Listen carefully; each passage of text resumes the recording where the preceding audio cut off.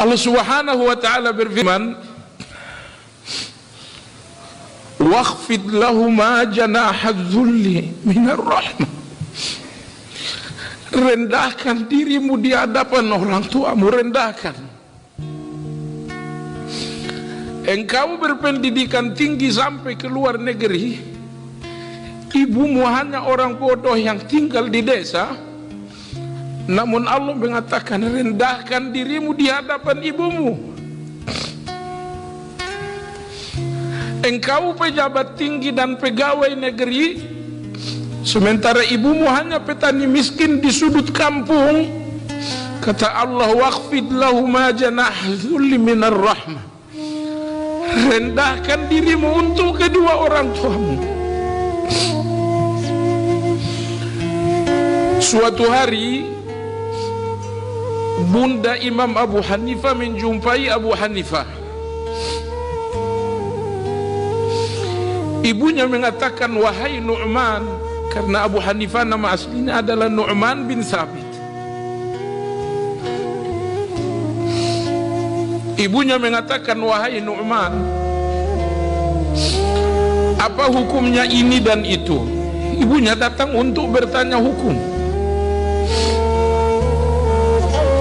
Imam Abu Hanifah mengatakan, ibu tunggu sebentar, tunggu sebentar ibu. Abu Hanifah memanggil muridnya Abu Yusuf. Setelah Abu Yusuf mendatang, Abu Hanifah mengatakan, wahai Abu Yusuf, ibuku bertanya, tolong kau jawab. Akhirnya Abu Yusuf menjawab pertanyaan ibu dari Abu Hanifah. Abu Yusuf bertanya, wahai Imam, engkau adalah guruku, kenapa aku yang harus menjawab pertanyaan ibumu? Abu Hanifah mengatakan, Allah berfirman, waqfid lahuma janahadz-dzul. Rendahkan dirimu di hadapan orang tuamu. Sekiranya aku menjawab pertanyaan ibuku, seolah-olah aku telah menjadi guru bagi ibuku, dan aku tidak mau meninggikan diriku di hadapan ibuku. Oleh sebab itu kau jawab, aku tidak mau menjadi guru bagi ibuku. Karena Allah memerintahkan setiap anak untuk merendahkan diri di hadapan orang tuanya. Maka jemaah sekalian, tidak ada yang betul-betul memahami hati dan perasaan orang tua ini kecuali Allah Azza wa Jalla. Allah berfirman kepada anda setiap anak, waqfid lahuma janahadz-dzulli minar rahmah. Rendahkan dirimu kepada keduanya. Jangan menonjolkan dirimu yang banyak harta di hadapan orang tua. Jangan menonjolkan kecerdasanmu di hadapan orang tuamu. Pangkat dan jabatanmu yang tinggi, lupakanlah itu di hadapan orang tua. Waqfid lahuma janahadz-dzul.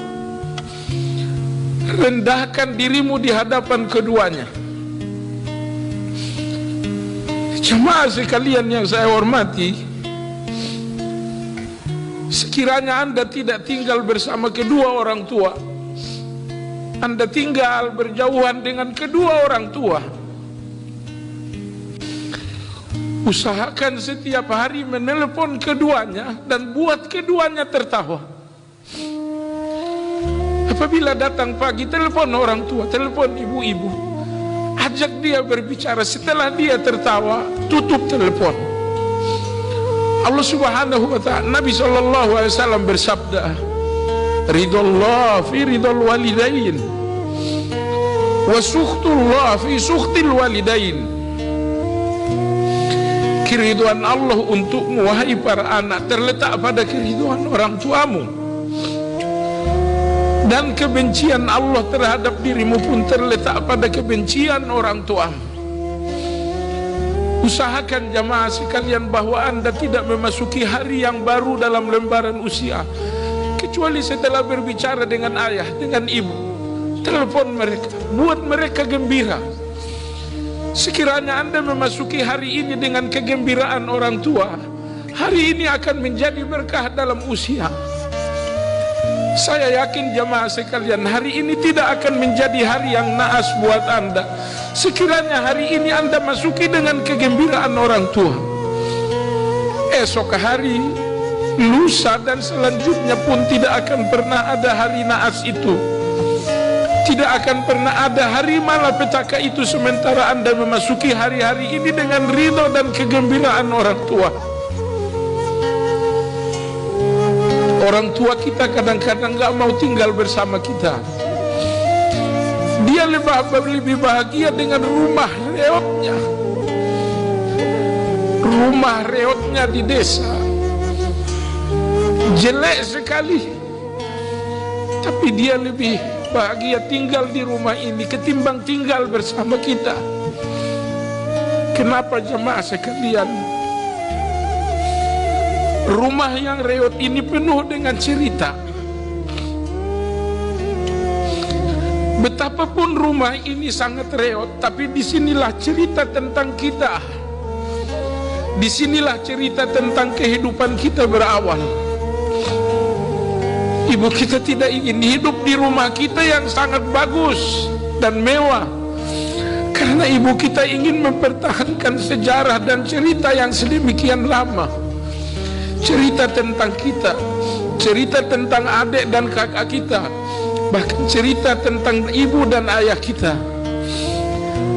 Oleh sebab itu sebagian ibu tidak mau tinggal bersama anak-anaknya. Namun demikian engkau wahai anak, jangan siksa ibu dengan kerinduan.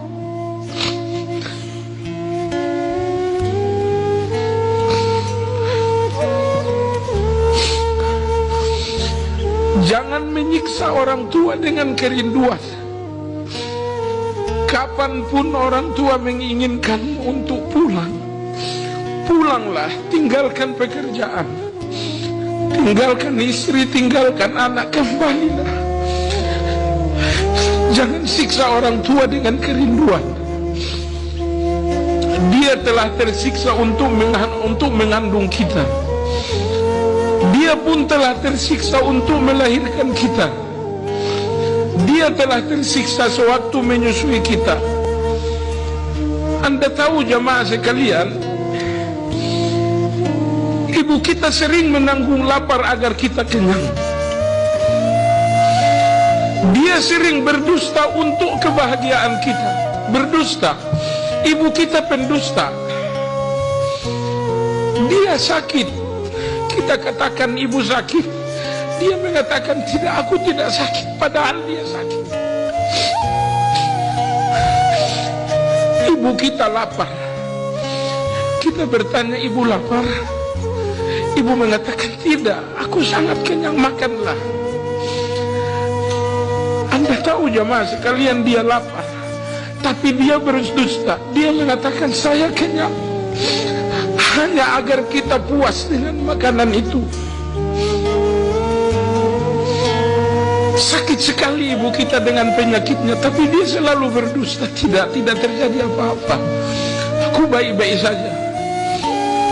Bahkan kita khawatir dengan kesehatannya, kita kembali. Dia mengatakan kau datang, kau tinggalkan anak-anakmu, bagaimana pekerjaanmu, bagaimana dengan istrimu? Ibu baik-baik saja, pulanglah. Dia berdusta. Kita pun kadang-kadang terlalu bodoh memahami dusta ini.